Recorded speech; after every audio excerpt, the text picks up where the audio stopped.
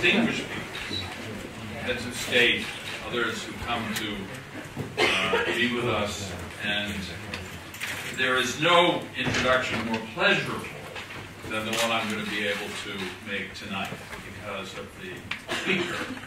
I have to say that I have a high degree of self-interest in this because Aryeh Neier gave me my first job. So I'm obviously still hoping he might give me another one. But Aryeh and I have known each other for more than 4 decades, which is a good length of time. But I remember very distinctly the first day I came to work at the American Civil Liberties Union when he was the director of the ACLU in Washington. September 1971, I was fresh out of Yale Law School. I thought I knew something about the law, but I had some surprises ahead for me. And Aryeh walked into my office. I had, obviously, the first day on the job, I had a completely clean desk. I don't think I was proud of that. I was wondering what was going to come and fill my desk. Well, Aryeh had a gift for me. And he piled a huge set of documents on my desk. And in his wonderful deadpan way, he said, read these. You're going to prepare this case for the U.S. Supreme Court. At that point, I'd never even been in court, so that seemed a bit presumptuous, but Aryeh doesn't actually mince words, and when he says something, he means it.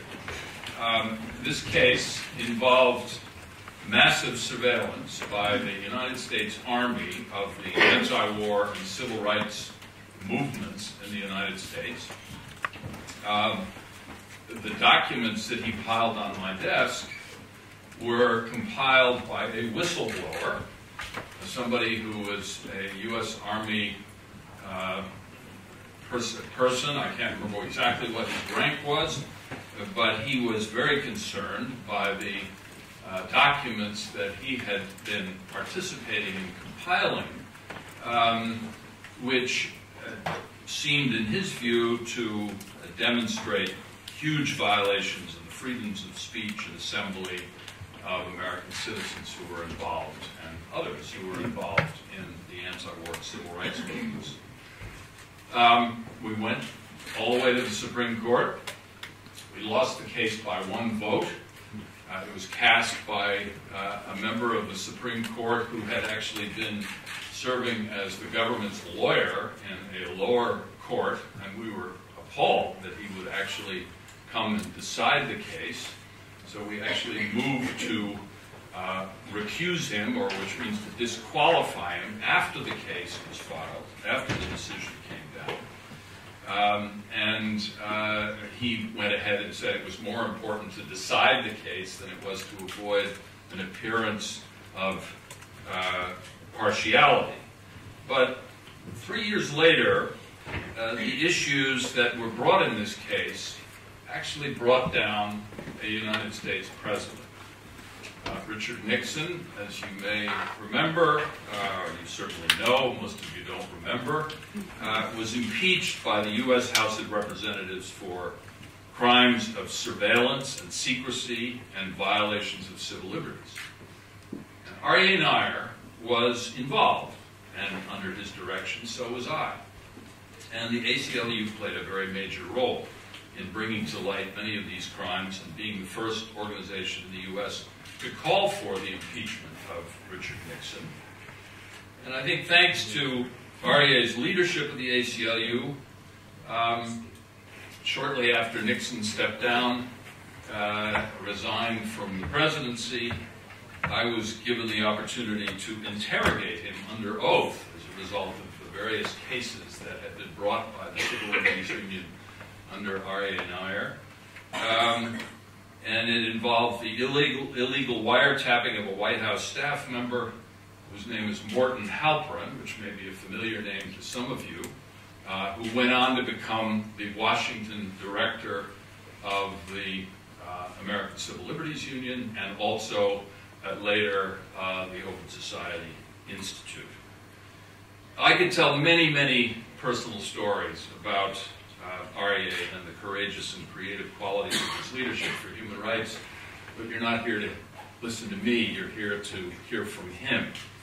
So I think probably the best way to introduce him in just a few minutes is to return to the citation that I gave about Aryeh and his work at the ACLU and many other organizations throughout his career, when CEU bestowed upon him the highest award that we have, which is the Open Society Prize in 2012. So let me just quickly summarize Aryeh's career and his work by reading a portion of this. Aryeh Neier has been at the center of the global human rights movement for more than half a century.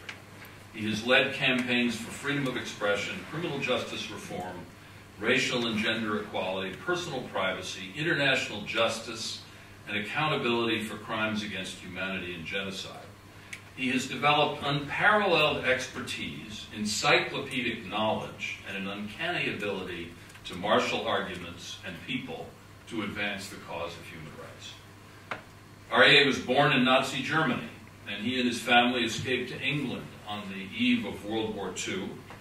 And as an American university student later at Cornell, he was inspired by the 1956 Hungarian Revolution to start a campus forum on freedom and justice, which was really the beginning of his civil liberties career, which in some ways began right here in Budapest, distantly. In 1963, at the height of the civil rights movement, Aryeh joined the staff of the American Civil Liberties Union. In 1970, he was chosen to direct the ACLU, and he led it through intense controversies over freedoms of speech and assembly during the Vietnam War. Later, he mobilized to defend civil liberties against massive abuses by the Nixon administration.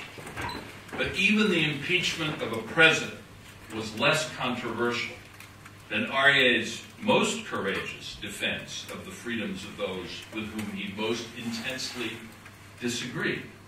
In this case, not a president of the United States, but a small band of neo-Nazis who sought to march through the heavily Jewish town of Skokie, Illinois, where there were many Holocaust survivors. He wrote at the time that, and I quote, "Rights are only meaningful if they apply to all, regardless of the views they espouse, and that no minority is safe unless all minority viewpoints are protected against discrimination." In 1978, Aryeh turned his attention to the international denial of freedom of speech, and he founded Helsinki Watch. Basing the new organization on the Helsinki Accords and the Universal Declaration of Human Rights, he mobilized support for Central European and Soviet dissidents and political prisoners. He lobbied the United States and other governments to adopt policies to protect international human rights and hold accountable those responsible for their violation. And by the time he left 15 years later, Aryeh had built Human Rights Watch into one of the most effective centers of human rights advocacy in the world. But that wasn't the end. There's more to follow. In 1993, George Soros asked Aryeh to work with him to create a new organization dedicated to the principles of open society in a world transformed by dramatic political, economic, and social change. The Open Society Institute became a major source of support for human rights and democracy in countries emerging from authoritarian rule. And under Aryeh's leadership, OSI pioneered the development of a system of international justice to hold accountable the perpetrators of war crimes and crimes against humanity in failed states like the former Yugoslavia and Rwanda. And I have to say, parenthetically, that was another area where Aryeh's career and mine intersected when I was serving in government. And Aryeh gave me some very good advice when I went into the government. He said, "You're not going to win most of your battles inside, and you have to be prepared that some positions you'll be asked to take you will disagree with. But don't ever allow yourself to be put in the position of representing a position openly, outwardly, with which you fundamentally disagree." That was the best advice I ever got in my career. Working in every part of the globe under Aryeh's leadership, OSF, as we know, became the world's largest private grant program to protect and improve the lives of people in marginalized communities. to implement initiatives advancing justice, education, public health, independent media, and to strengthen the rule of law, democratic institutions, and civil liberties to keep government power in check. So that's a very tall list of achievements, and I don't think anything else I could say can top that. So I will simply say that it's a great privilege, Aryeh, to host you again at CU, this time as a distinguished visiting professor at the School of Public Policy. Tonight's lecture will be moderated by Professor Phil Howard, Director of the Center for Media and Communication Studies at SPP. So please join me, everyone, in welcoming Aryeh Neier back to CU.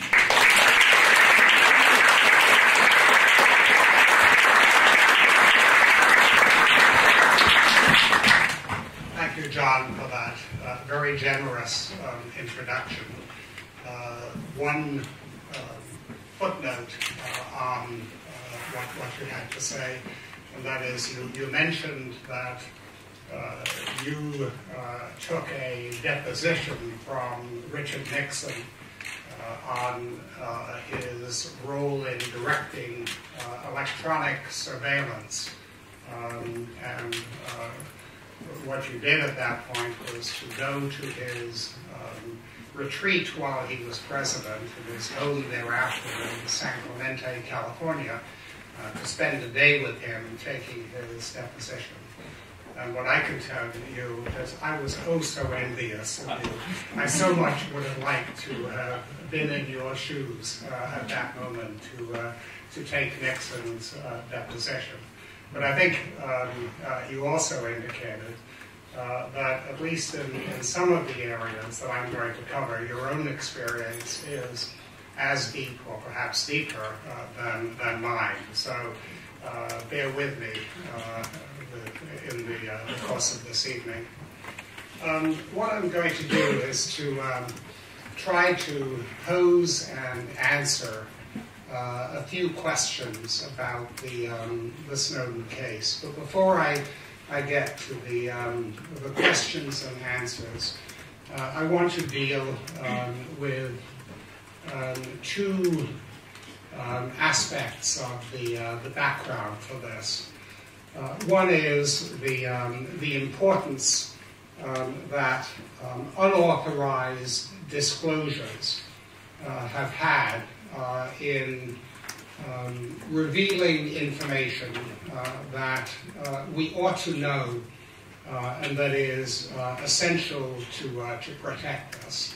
And so I selected four cases that I thought that I would mention. One from Germany, one from the Soviet Union, one from the United States, and one from China. The German case I want to mention is of a man named Karl von Ossietzky. And Karl von Ossietzky was an anti-war activist and a human rights activist long before anybody thought of an international human rights movement. And he published a number of articles in Germany disclosing that Germany was rearming secretly in violation of the Versailles Agreement. Von Ossietzky was presented with the 1935 Nobel Peace Prize for that. He wasn't allowed to go to Oslo to receive the Peace Prize. Hitler had him imprisoned. Hitler also was so infuriated by what took place that he ordered that no German thereafter could ever receive a Nobel Prize. Von Ossietzky contracted tuberculosis in prison and died shortly thereafter. The Russian or the Soviet example I want to cite is Andrei Sakharov. Of course, we know of Andrei Sakharov as a great defender of human rights. The Sakharov Prize is named for him. We know of him as a nuclear physicist, but he was also a campaigner for nuclear disarmament. And in 1968, he became concerned that an arms race with respect to anti-ballistic missiles was tending in the direction of nuclear war. And so Sakharov wasn't allowed to publish officially. He published in Samizdat in the Soviet Union. That was picked up by a Dutch newspaper, and then it was republished in the United States. From then on, Sakharov was excluded from scientific work on behalf of the Soviet military, and that's really the beginning of his role as a dissenter and then as a defender of human rights. The American example I would cite is a familiar one, Daniel Ellsberg, who in 1971 revealed the Pentagon Papers. Ellsberg had been a Defense Department employee, aware of the compilation by the Defense Department of a history of how the United States got into the war in Vietnam and how the war in Vietnam escalated over a period of time. Ellsberg was prosecuted under the Espionage Act, a law adopted by the United States during or at the time of World War I in 1917, and that is the same law with which Edward Snowden is threatened with prosecution. He faced potentially a very long prison sentence, and he got off because the government had engaged in misconduct in the process of bringing him to trial and had not disclosed certain of its activities, including wiretapping of Ellsberg. And so the court dismissed the charges against Ellsberg because of the government misconduct. And the Chinese case I want to mention is a man named Bao Tong. Bao Tong has a particular relationship to the Open Society Foundations because he was the Chinese official with whom George Soros negotiated the establishment of a foundation in China in 1986. But what happened to him ultimately did not involve that. That was at one point a charge against him, but later that was not included. Bao Tong was an aide to the Communist Party secretary in China, Zhao Ziyang.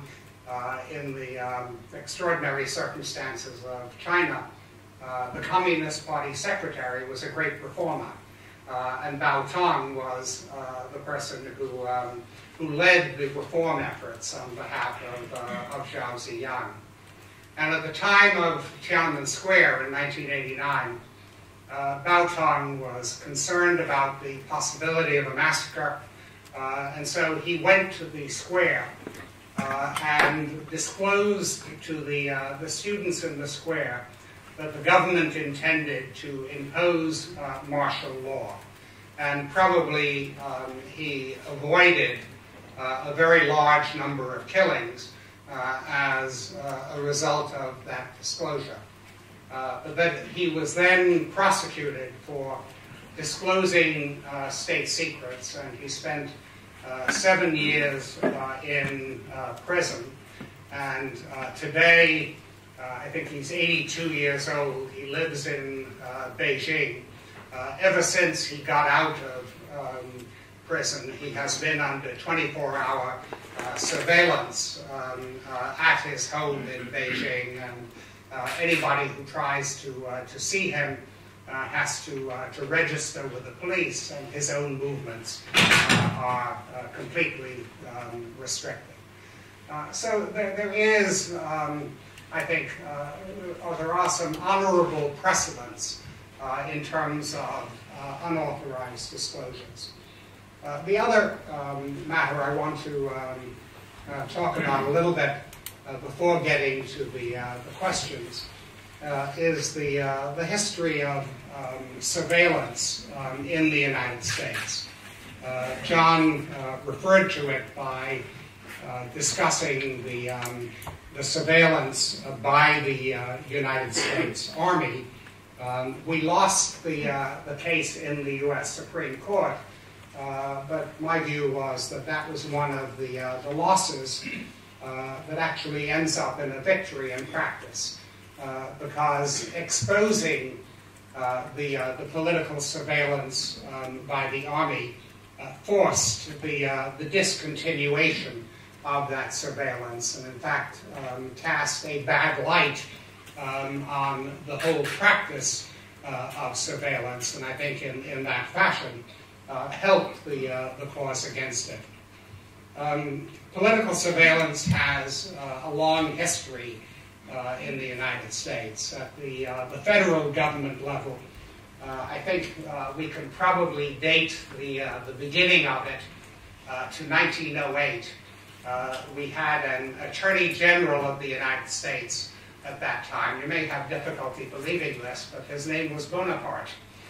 He was actually a collateral descendant of Napoleon Bonaparte. And of course, Napoleon Bonaparte was famous or infamous for the political surveillance that was practiced under his regime by his police chief, Joseph Fouché. His collateral descendant created, at a time of congressional recess, something called the Bureau of Investigation. And the Bureau of Investigation started about the business of political surveillance. Its activities picked up during World War I when it gathered information on those opposing American entry into the war and opposing the draft. And many, many hundreds of those people went to prison for those activities. One scholar counted 1,900 federal prosecutions for speech during the period of World War I, one of the worst periods for civil liberties in the United States. And after the war, this was renamed the Federal Bureau of Investigation, the FBI, and if anything, the surveillance activities picked up in the post-war period out of concern for labor activism, the triumph of the Bolshevik Revolution in Russia, the anarchist activities of that period. And there were thousands of roundup detentions as a result of this surveillance, and hundreds of summary deportations from the United States. An Attorney General of the United States, Colin Fisk Stone, in 1924 placed some restraints on the FBI as far as surveillance was concerned, but those restraints were lifted by Franklin Roosevelt when war began in Europe in 1939. And from 1939 till about 1972, when J. Edgar Hoover, the director of the FBI, died, the dominant activity of the Federal Bureau of Investigation was political surveillance. It went beyond political surveillance. They launched a program to harass and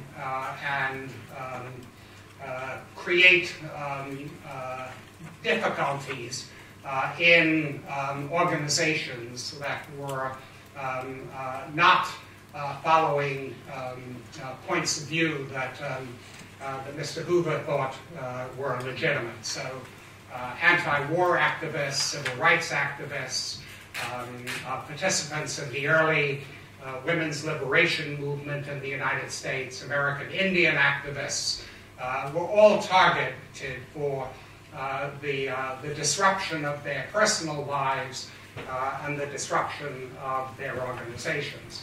It was actually a unique form of whistleblowing that brought that to an end. A few anti-war activists burglarized an office of the FBI in a small town called Media, Pennsylvania, because they wanted to expose what they thought the FBI was doing. And they did get the information that brought a lot of that activity to public light, and that was what forced the discontinuation of a lot of that activity. The FBI was not alone in engaging in political surveillance. Many other federal government agencies, the Passport Office of the State Department, the Internal Revenue Service, and as John mentioned, the United States Army were among the federal government agencies that engaged in surveillance. And what was done at the federal government level was more than matched at the local level. In particular, urban police departments in the United States, going back even further than 1908, launched what were called Red Squads. And the Red Squads gathered information on people's dissenting political activities. The New York City police compiled records on more than 1 million persons. The Chicago police compiled records on more than 400,000 persons, and so on throughout the United States. And that information was made available to public and private employers. So it very often prevented people from getting jobs, and they never knew, or they may have suspected, but they never knew why they were not given jobs. In a way, Nixon's excesses brought a kind of end, or not an end, but a substantial reduction to those political surveillance activities. It was Watergate. It was the way the Army surveillance against anti-war activists had taken place under Nixon, and a whole series of other activities by Nixon that tended to discredit surveillance. And one of the counts in the impeachment resolution voted by the House Judiciary dealt with the electronic surveillance in the case that John was involved in. Even though we had lost a major Supreme Court decision, we won a lot of lower court decisions dealing with political surveillance, in which the lower courts in the United States found ways to differentiate their cases from the Supreme Court decisions. So in the latter part of the 1970s and the early part of the 1980s, the political surveillance system, to a significant extent, was dismantled. A factor in dismantling the political surveillance system were a series of congressional investigations. Probably the most important was what were called the Church Committee investigations in 1975 and 1976, which exposed publicly a great deal of this surveillance activity. And one of the results of the Church Committee investigations was the adoption by Congress in 1978 of what is called the Foreign Intelligence Surveillance Act.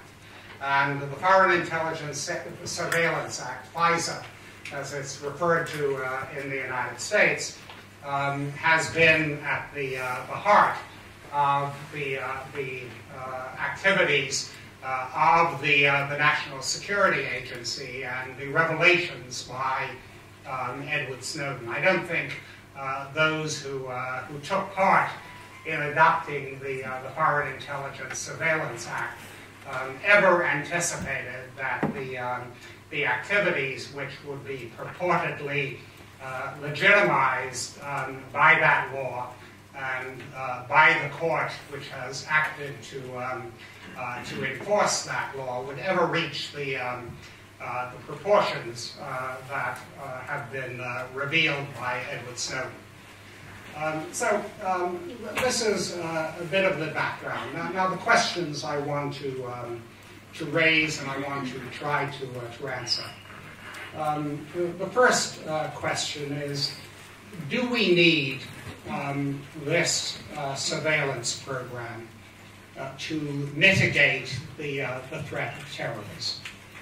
And a closely related question is, do these programs intrude excessively on individual privacy? And I think the way one answers the question about the need for the programs also has an impact on the way one answers the question about whether there is excessive intrusion on privacy.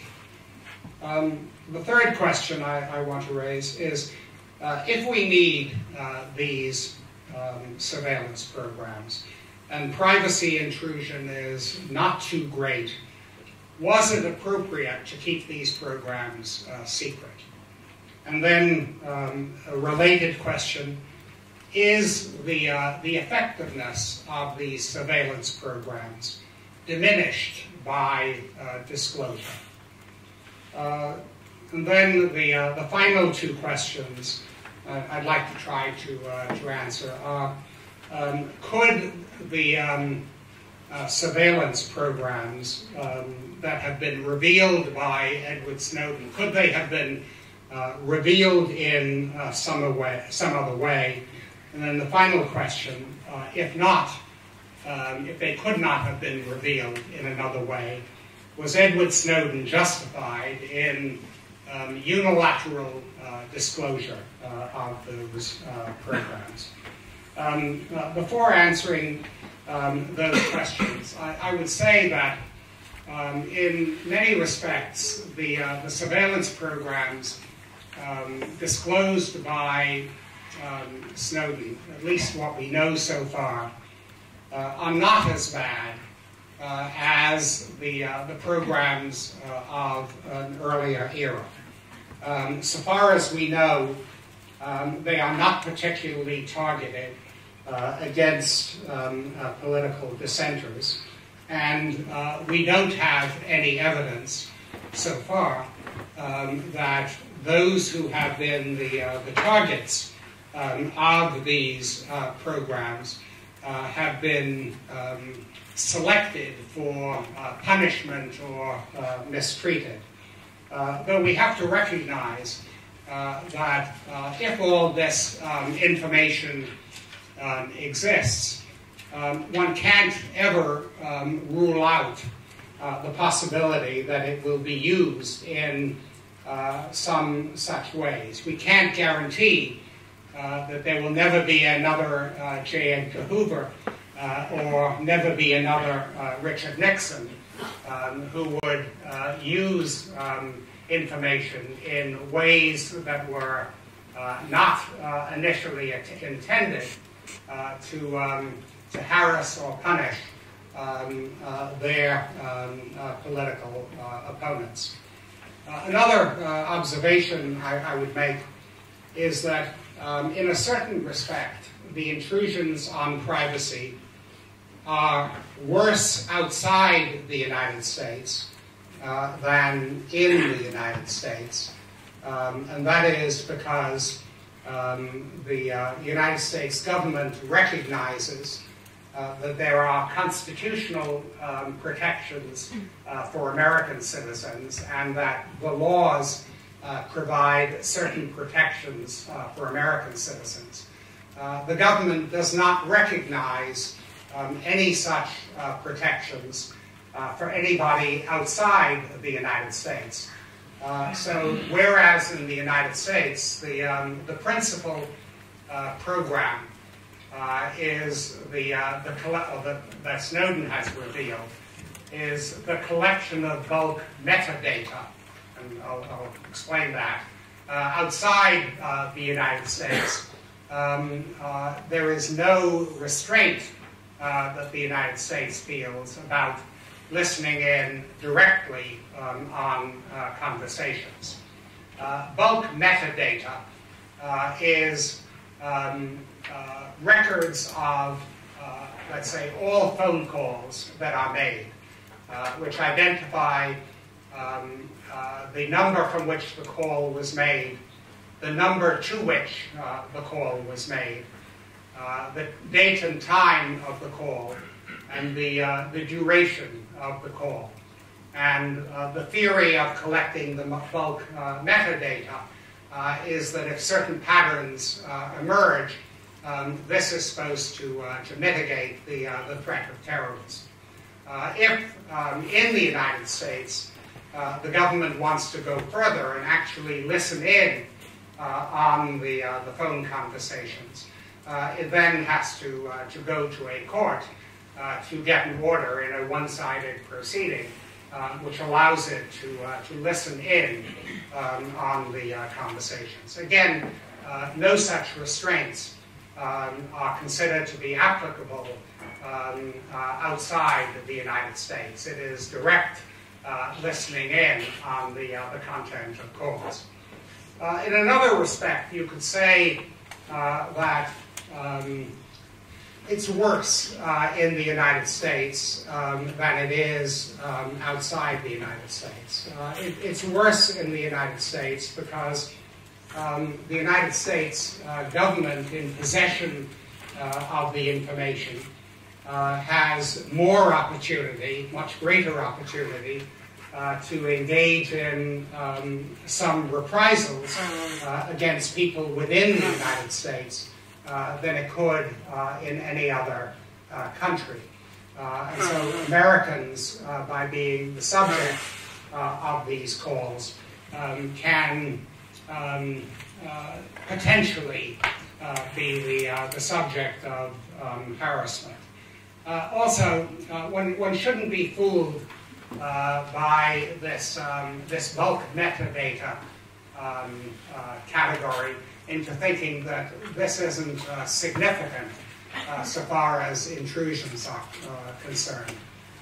One of the justices of our Supreme Court, Justice Sonia Sotomayor, in an opinion in 2012, in a case that did not involve terrorism, referred to another program in which this bulk metadata was collected.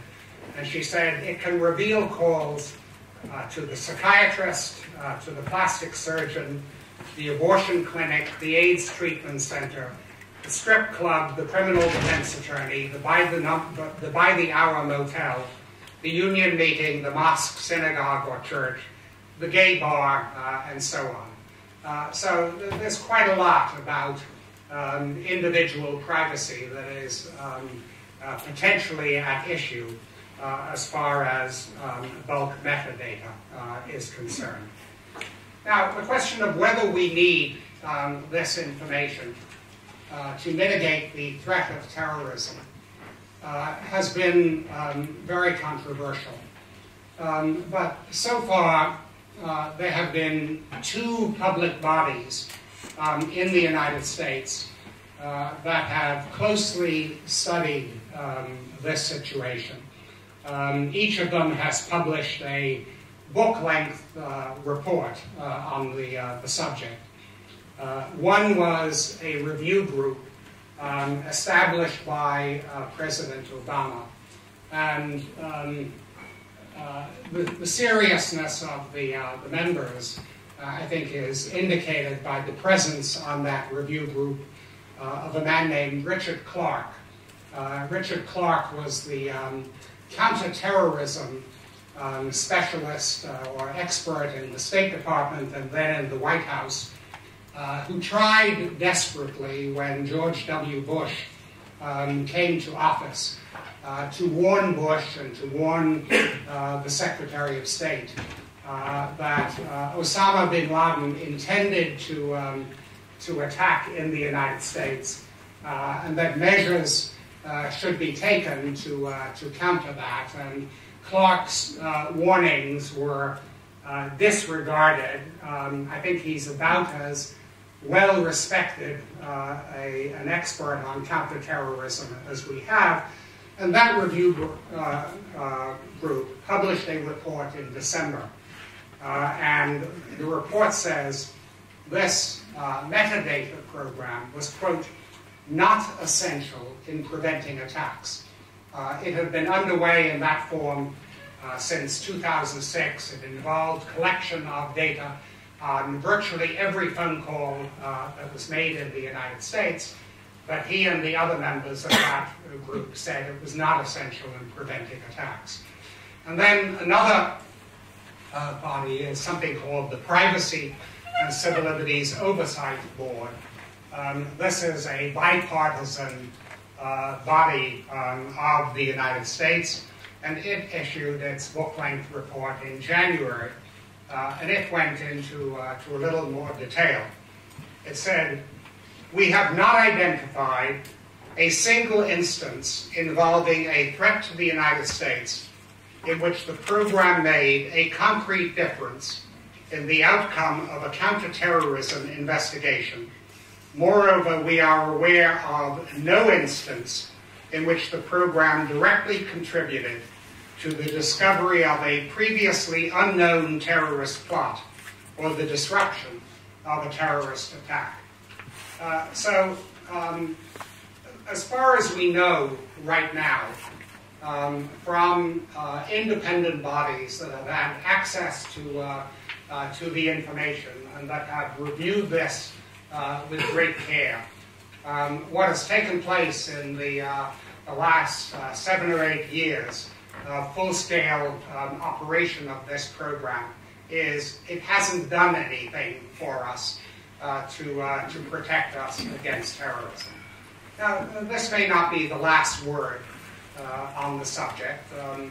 The people in charge of the National Security Administration and members of Congress who are allied with them have continued to insist that the programs have played an important role in preventing terrorist attacks, but so far they haven't come forward with any evidence on this. And so I think at the very least we have to be skeptical of the claims that these programs are providing for our safety as against terrorism. Of course, the fact that they haven't seemed to prevent any terrorist acts up to now doesn't mean that they might never do so in the future. But do we really want to legitimize so broad a program simply on the speculation after a significant period of having these programs in place where they have turned up nothing, that they are going to be significant? And I said I thought the question of whether these programs were excessive intrusions on privacy is directly related to how effective they are in mitigating the terrorist threat. And I say that because I don't think privacy, unlike some other areas of rights, can be dealt with as an absolute right. That is, I would say there's an absolute right never to be tortured. Personally, I would take an absolute position so far as the content of speech is concerned. But I wouldn't take an absolute position on privacy. I would say that every day, all the time, we give up little bits of our privacy. And we give up the privacy because we think we get something in return. So we carry identification documents with us, and in that way give up a tiny bit of our privacy.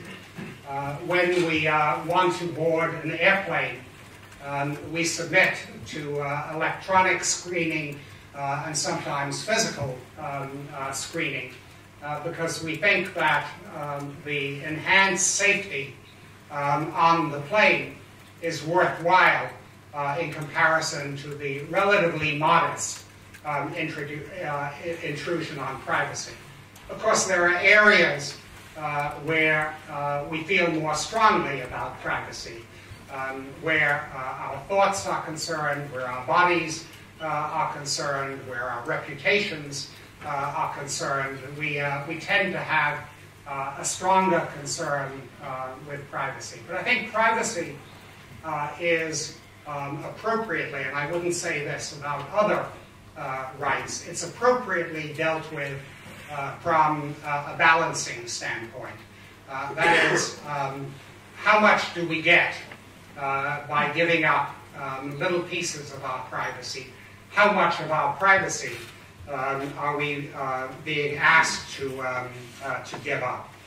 And that relates directly to my next question, because even if we need these programs to enhance our safety, and we think that the intrusion on privacy may not be too great, how do we judge this? How do we make determinations on this if one keeps the surveillance programs secret, and if one keeps the consequences of the surveillance programs secret?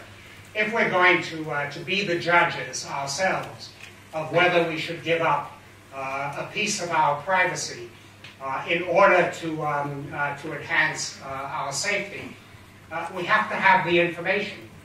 We can't do this on faith. We can't simply entrust the government officials. You know what you're doing. We don't care about this. We do care about our individual privacy, and we want to know when the information should be disclosed. The principal argument against disclosure, and that's my next question, the principal argument about disclosure is that disclosure diminishes the effectiveness of these surveillance programs. And the question then is that true? Does disclosure diminish the effectiveness of these programs? And I don't find that persuasive. I don't find it persuasive because when one thinks of other surveillance programs, the fact that they are disclosed publicly does not diminish their effectiveness. Indeed, it may enhance their effectiveness. For instance, it's widely accepted that a visible police presence on the street engaged in surveillance is a form of protection against crime. You could have all the police officers not wearing uniforms, but the consensus has developed that if they're in uniform and their presence is known, that is in fact what tends to enhance public safety. And returning to the example of the screening aboard an airplane. Suppose you boarded an airplane you are being screened, but you don't know it.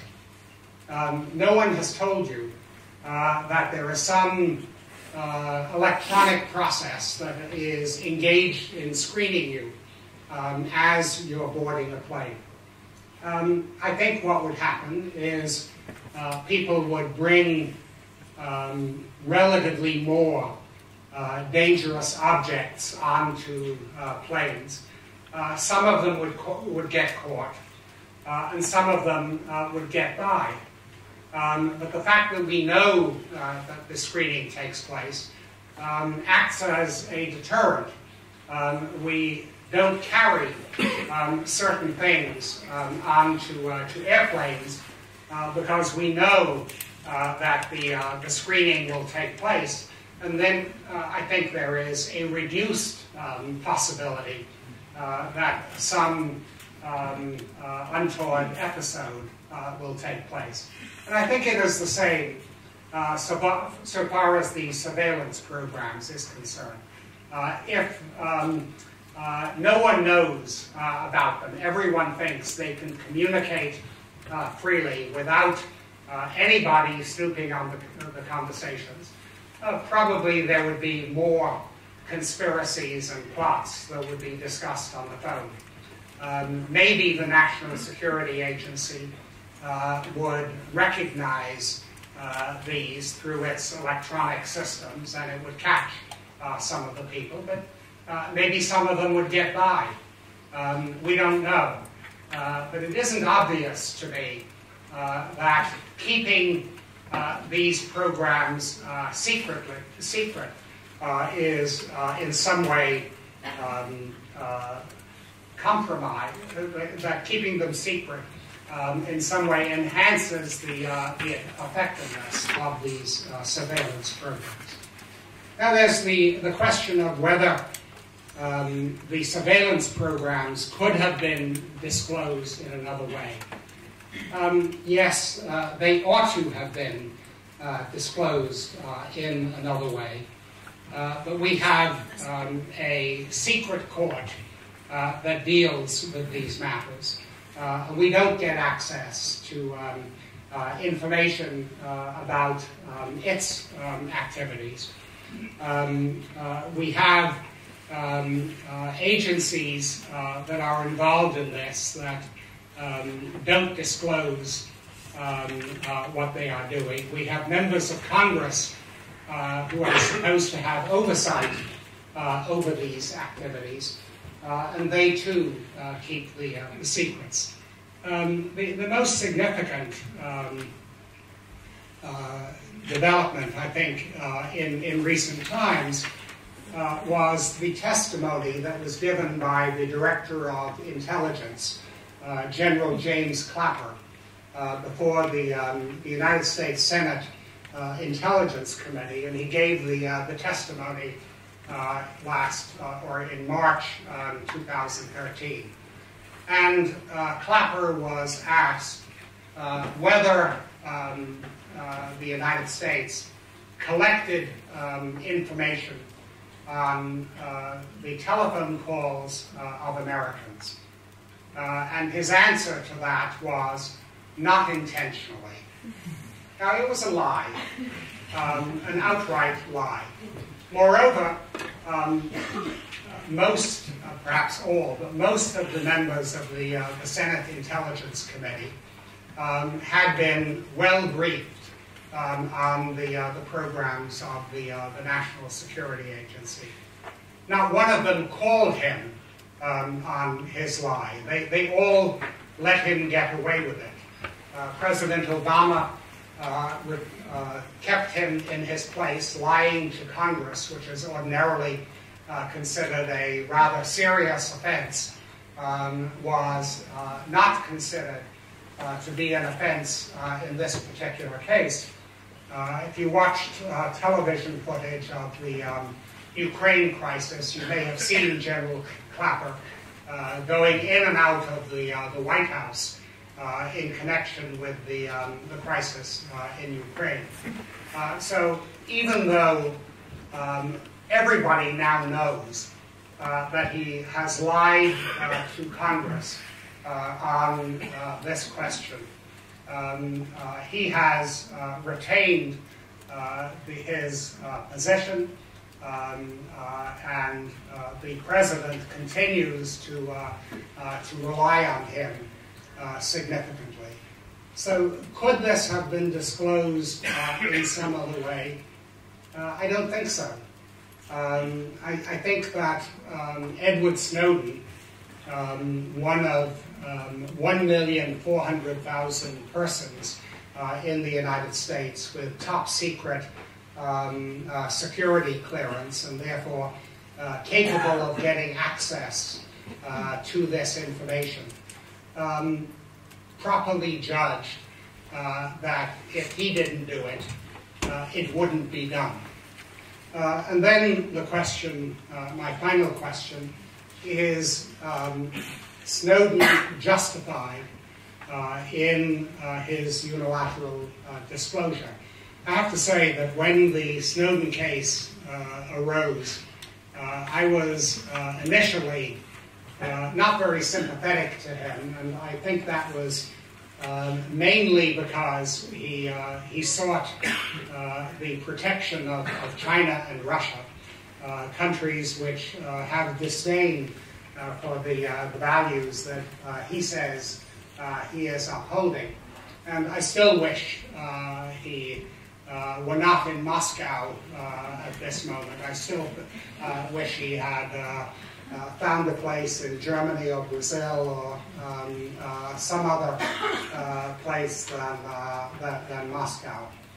But even so, my view is that he rendered a public service by demonstrating that General Clapper's testimony to Congress was a lie, by providing people with the information they need to vindicate their own privacy, to make judgments on whether they think they're getting a good deal in terms of whatever protection they get against terrorism, as opposed to the intrusions on privacy.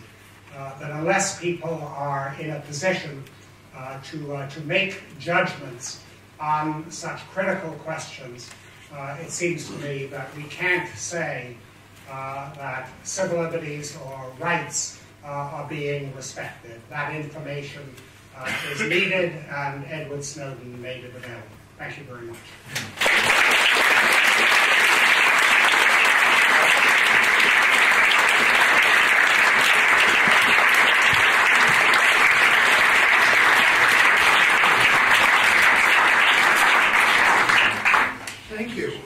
Well, we have several mics to go around, and if I may, I'd like to start with a quick question about the international context of what Snowden revealed.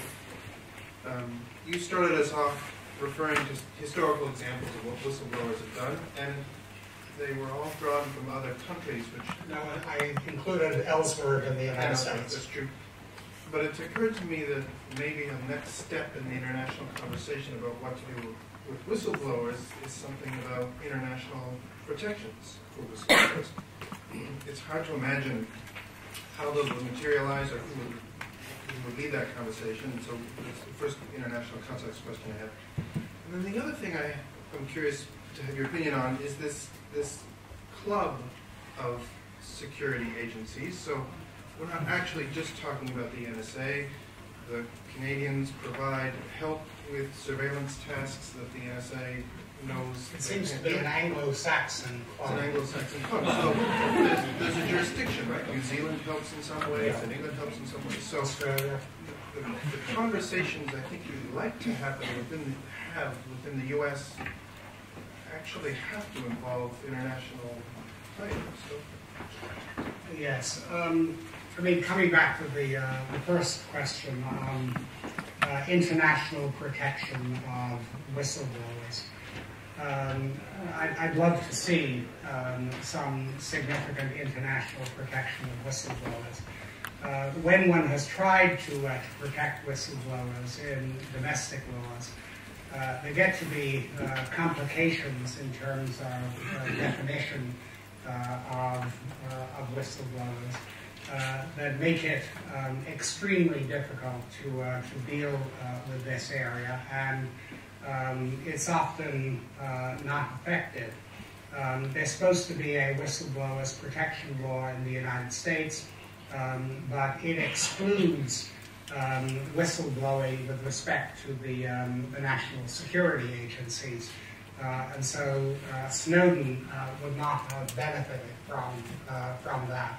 And I think that would almost inevitably enter into any international agreement on whistleblowing. I think it might be somewhat easier, still very difficult, but somewhat easier to get protection of whistleblowers revealing financial frauds. But if you think, for example, of the Sergei Magnitsky case in Russia, the Russians would not be very enthusiastic about an international agreement that would have provided protection for Magnitsky in revealing that financial fraud.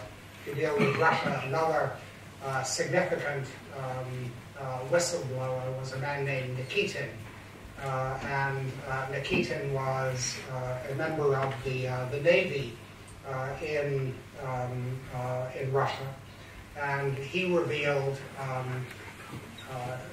matters involving the disposal of submarines that were no longer usable, that were creating great environmental damage. And he did this in collaboration with a Norwegian environmental organization. And Nikitin also had significant difficulties in Russia as a result of the disclosures. I don't want to say that Russia's alone, but Russia's very much on my mind at this moment. And it's hard to imagine that an agreement on this would get tremendous support. The second question was the involvement of other Canada, Australia, New Zealand, and these jurisdictional. I mean, the sort of Anglo-Saxon club is an interesting phenomenon here, and I'm not sure what to make of it other than there it is. And the British in particular seem to have gone very far in terms of their own programs. GCHQ is the British agency that is involved in this, and the Australian agency took part in this surveillance in Indonesia that focused on trade matters and led to the National Security Agency engaging in surveillance of an American law firm that was representing the Indonesians in these trade negotiations. A question I have on all that is, what does that have to do with national security? A number of the things that the NSA and the others have been doing look much more like spying for commercial purposes. And then, of course, there's the spying on Angela Merkel and Dilma Rousseff. That really wasn't to prevent terrorism.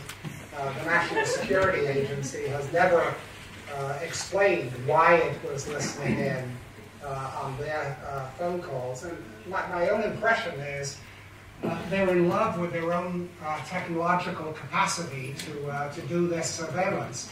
And so they just keep extending it to wherever. Thank you.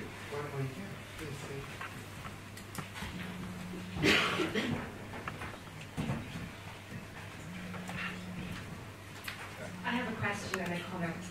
The comment first is that the organizations that you have led or has been associated with, such as Human Rights Watch, OSF, Article 19, have not only emphasized privacy as a right engaged, but also freedom of expression. Yes. Perhaps for human rights lawyers, it's clear why these two rights are interdependent.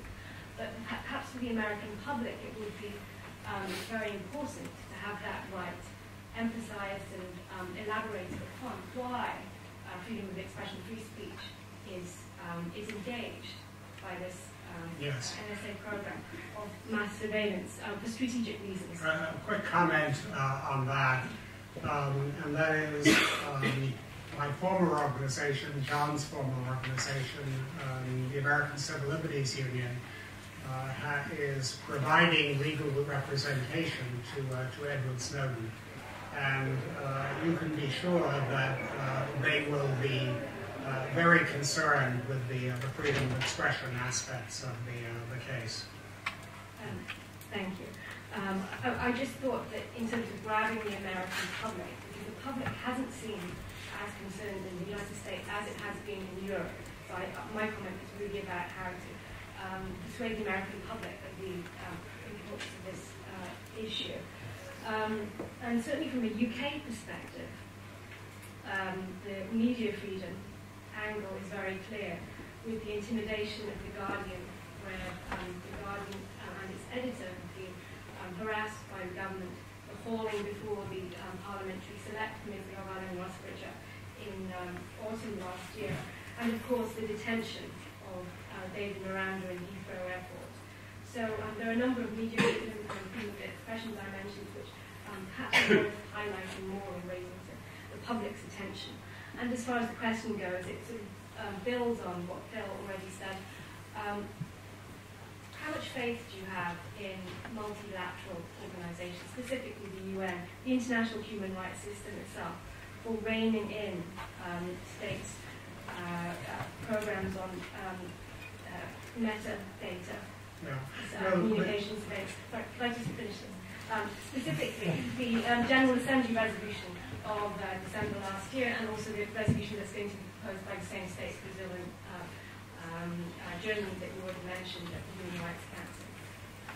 You know, I would say, unfortunately, that the United States tends to be more disdainful of the UN resolutions than virtually any country in the world. There is an ideology of American exceptionalism, and as part of that, the United States has not ratified, or has been very slow to ratify, or has ratified with disabling reservations most of the UN agreements dealing with human rights. So in the United States, it tends to be more effective to cite American legal precedents, constitutional precedents, than it is to cite international resolutions by UN bodies. When I say more effective, I mean much more effective. May I suggest we do two questions, going two from the front to...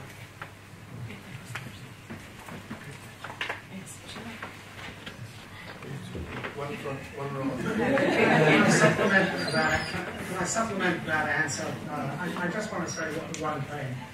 You know, the United States does purport to adhere to the International Covenant on Civil and Political Rights, and while it has had reservations to certain sections, it doesn't have a reservation to the section on privacy of the International Covenant on Civil and Political Rights. You could interpret that as saying that one country can't violate privacy beyond its own borders. I don't believe there's ever been any interpretation of the provision of the covenant in that fashion. But it's not out of the question to make an argument of that sort. The problem is the body that would have to make the argument is the Human Rights Committee, which is charged with implementing the provisions of the covenant, and nobody knows in the United States what the Human Rights Committee is. Let's do it. Thank you. And Peter Mora, and on behalf of the Center for Media and Communication Studies here at CIL, I work together with the Hungarian Civil Liberties Union and other human rights organizations here, pushing for the public interest test in our secrecy law. And although the bill was killed by national security, a bipartisan coalition of national security populists, I think what we suggested was a good approach. We would have just left it for the courts to assess whether there was a stronger public interest in classification than for disclosing the classified information, and the presumption must have been, according to us, that there was that the state national security agencies and other state agencies that classified information should have proved that there was stronger public interest on side of classification. And I wonder whether you would think that could be a solution, also having in mind that Daniel Ellsberg might have had to go to prison in case if the FBI did not embarrass itself with committing the misconduct that you mentioned. I mean, look, I think that a possible approach to these issues, which seems to me would have some significant impact. If there were to be a common European position dealing with surveillance, and Europe articulated that to the United States and to the United Kingdom and the others, I don't think that could be readily disregarded. I think that would have to be taken seriously. The United States needs Europe on a million things, and it would have to pay attention if there was some kind of position. So if, from the standpoint of a Hungarian organization, if you can make common cause with others in counterpart organizations elsewhere in Europe to press governments to adopt a common position on this, I think that could have an impact. Thank you very much. My name is Petra Bad, National Institute of Criminology, and I would like to connect to your point. I'm having difficulty hearing. I'm sorry, maybe I stand up. So I would like to connect to your point concerning the visibility of the surveillance program and on the visibility of policemen. This was your parallel drawn. And I think it is important that might have a deterrent effect on the potential perpetrators. But it's also important that it might have an effect on the potential victims in terms of the perception of the danger, in terms of the perception of security. Now, I'm coming from the Institute of Criminology, so I'm coming with the schoolbook example concerning policemen. If I walk out CEU tonight and I see one police person out in the street, I feel safe. If I see 2 policemen, I feel safer. If I see 50 policemen, I start to have doubt whether something is going on or not.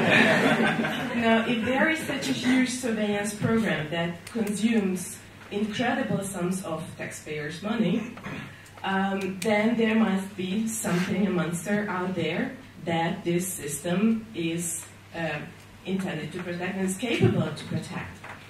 Now, this is still people's perception, and I think I haven't conducted a methodologically correct survey, but my impression is that people's perception concerning the effectiveness of the system is still distorted. And as long as I hear these remarks from students, from anyone I talk to, that I'm all in favor of privacy, but in this particular case, whenever our children's security is at stake, I'm more cautious. So as long as this is the public perception, I'm not sure whether the government or the lawmaker is in the position to remedy the situation, the grave situation that Edward Snowden revealed. And I was just wondering whether what do you think, which branch of government in the broad sense of the word is well suited for remedying the situation, if not the judiciary?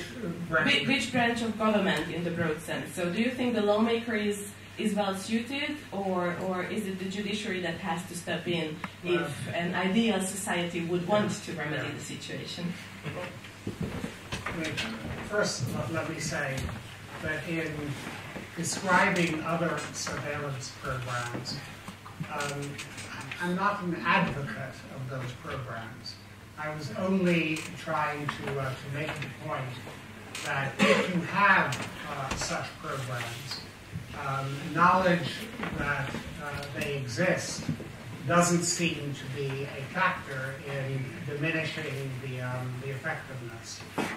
If you go to London, there are surveillance cameras everywhere. Everybody knows that they are on camera all the time. I don't think the knowledge that you are being photographed at all times diminishes the effectiveness of the surveillance program. That doesn't make me an advocate of having all those cameras every place. My personal view is it's excessive. There may be a place for a certain number of cameras, but they really cover every square inch in London today. As far as which branch of government, I think that tends to depend in different circumstances on the political arrangements in a particular country. I think, I would argue that in general, legislators tend to represent the interests of their constituents. That the executive is concerned with the overall situation within the territory. That the judiciary should be the instrument in which the lone dissenter, for example, ought to be able to find protection even when the society as a whole is against that person and the executive is upholding the society as a whole, or when the interests of a particular constituency are antagonistic to that dissenter. So I think things can and perhaps should operate in that way. They don't always operate in that way. There are circumstances in which other branches of government play a better role in protecting rights. I'm not sure one can generalize on this and say every place the judiciary is the upholder of rights. By no means. There are plenty of places where the judiciary is an impressive instrument. My name is Theodore Hitler. I work for the Hungarian Civil Liberties Union, and thank you for your lecture. We all know that this huge bunch of metadata is handed over to the government by private operators who handle this data at the first place, and we, the private citizens, we hand over this private data on a contractual basis to them. My question is the following: do you think that the primary threat to the privacy in general is still the government, or is it rather the private sector? Do you think that the private sector discloses enough information on its activity on surveillance? And it's my personal opinion that in the next few years, I'm pretty sure that we're going to have whistleblowers from the private sector and not just from the public sector. I think it's... and again, I don't think it's something that one can answer categorically. I think that, again, it tends to depend upon circumstances. A number of years ago, maybe 10 years ago, maybe less than that, I was involved in an effort that involved the major internet companies on a question of this sort. And what had happened at that moment was that Yahoo had provided information to the government of China that the government of China was using against dissenters, and Microsoft had also been involved in something like that, not quite as serious as the Yahoo case, but also rather serious. And I was involved in an effort where we proposed that the industry should adopt a code of conduct with respect to these issues. And that if a government, like the Chinese government, sought certain information, members of the industry would be able to cite the code of conduct as a reason that they could not cooperate with the Chinese government. And over a period of time, there were people involved from different universities in the United States and different non-governmental organizations. I had a chance to talk about this at the very beginning with Sergey Brin of Google, and Brin was very enthusiastic about the idea, very concerned about the violations of civil liberties, and having him as a backer of these efforts played a significant role.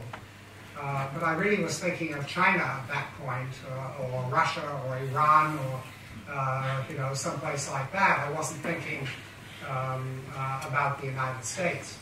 And I have no idea if that code of conduct has actually been invoked, or it was adopted, but it has actually been invoked by any of those companies in dealing with the kinds of requests they have obtained from the National Security Agency. I mean, now you ask the question, I'm going to go back and try and gather some more information on that.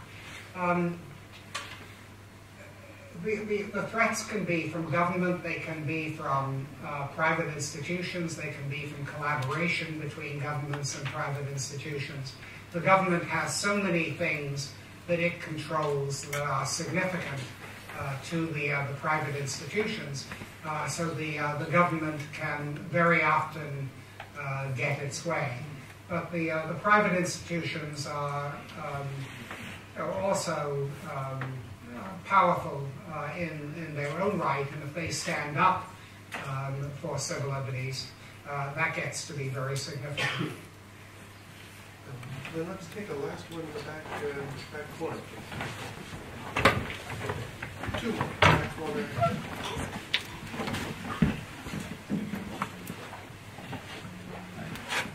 What are you talking about? Okay, hello. I'm taking your course, so I'm Louis from the SPP. And I have two small questions. The first one is very related to what Petra was saying. And I'm part of the general public. And I think that it's somehow unfair to qualify that the surveillance program is not being efficient, knowing that somehow the threat that might be the terrorists has been aware of this program from even 2005. And you were mentioning some studies from 2006. I want to emphasize, for example, the role of whistleblowers like Ross Tice, that they were exposing somehow the surveillance program in 2005. And I would like to ask you, is it really fair to judge the efficiency of the program on the threats that maybe have been prevented and maybe not on closing the doors for this to happen to a bigger threat? And the second one is about the role of big organizations.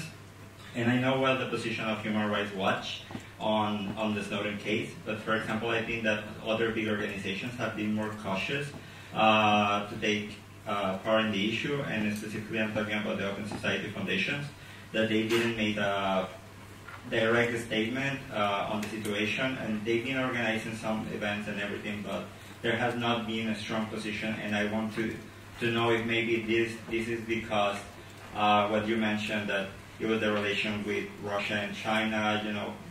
So, yeah, thanks. You know, on the first of the questions, if nothing has happened, does that somehow prove that the program is effective? It reminds me of Charlie Chaplin. Charlie Chaplin did a little dance, and someone asked him why he was doing the little dance. And he said, "It keeps the devils away." And the person said to him, "But there are no devils here." And he said, "You see?"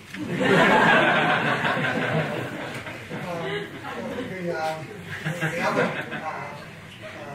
question with respect to the Open Society Foundations, all I can tell you is that when I began to formulate my own position on the Snowden matter, the first time I drafted something on it, I shared it with my successor, Chris Stone, and I asked him for any criticism of it. And Chris said to me that both he and George Soros had come to the same position as I had on these issues, and he encouraged me to publish on the subject. So I don't think there's any gap that I'm aware of between my position and the position of the foundations on this issue. There hasn't been a sort of formal statement by the foundations, but it's not characteristic of the foundations to make those kinds of formal statements. We support various grantees. I write articles, George Soros writes articles, other people write articles. We use the name of the foundations in identifying ourselves in those articles, and that tends to be the way we often express the position of the foundations. But we're not per se an organization that issues policy statements. Let's do last question. Thank you for the wonderful lecture. It was very interesting. My name is Sanya. I'm from the doctoral school, and I'm in the Department of Political Science. I wanted to ask, based on your lecture, I have an impression that with the increase of technological power and with the difficulties in protection of the whistleblowers, what is your impression? Where is the international community heading with the protection and of the privacy of the citizens? Are we heading to I mean, I don't want to go into extremes, but are we heading to some kind of George Orwell 1984 type of future? Thank you so much. You know, I said during the talk that I thought the programs that we confronted in an earlier period were actually much worse than what we have today, because they were targeted at political dissenters, and because they involved retribution against those political dissenters. And at this moment, we don't have evidence that anything of that sort has been taking place. So, yes, this is a very serious threat to privacy. I think it is mainly a serious threat in its potential. That is, that the information is going to be used in some improper way. Having vast quantities of data available is a kind of temptation that should not be put in front of public officials. One ought to be able to control what they are able to do. If they can keep it secret, then the temptation is much greater for them. So revealing what's going on seems to me the most important thing that can be done to try to redress the balance so far as rights are concerned. So I don't want to say the sky is falling. The sky did fall a number of years ago, and we pieced things together again, and I think we have to piece things together again at this time. We're never going to sort of get into the nirvana of not facing these kinds of problems. Thank you very much.